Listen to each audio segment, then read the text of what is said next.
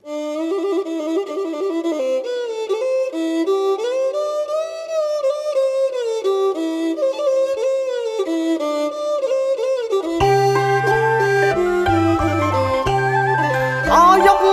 ស្មៃមាសងាយសំដាច់ដែលចងសមិទ្ធផលហីហងយ៉ា24មាត្រា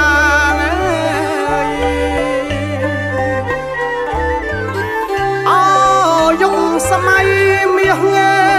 យសំដាច់ដែលចងសមិទ្ធផលហីហងយ៉ា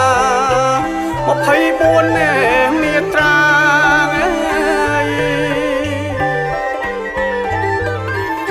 ពីធ្នូ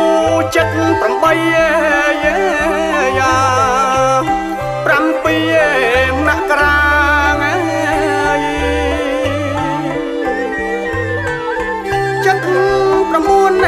ភ្លឺថ្លាងយ៉ាបានរំមេដោះជាតិយុទ្ធសាស្ត្រឈ្នះយ៉ាជាស្ពានចំឡងយុទ្ធជនប្អូនបងយ៉ាឈាមសាសតែមួយ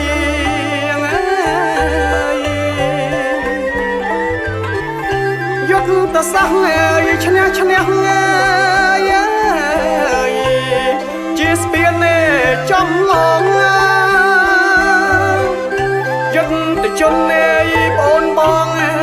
យ៉ាឈាមសាសតែមួយ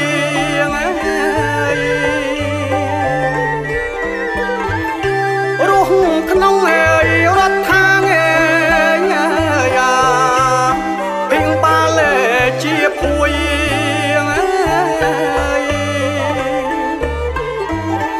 មហាក្សត្រតែមួយយ៉ាជាមលុបសុខសានបញ្ចប់សង្គ្រាមយ៉ាបាន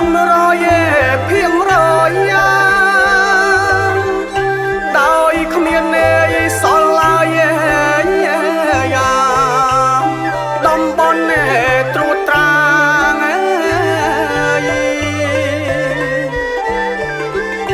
បញ្ចប់សង្គ្រាមយ៉ាបាន100ភាគរយយ៉ាដោយគ្មានសល់ឡើយយ៉ាតំបន់ត្រួតត្រា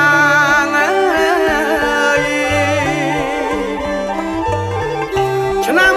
98យ៉ាខែធ្នូចេស្តា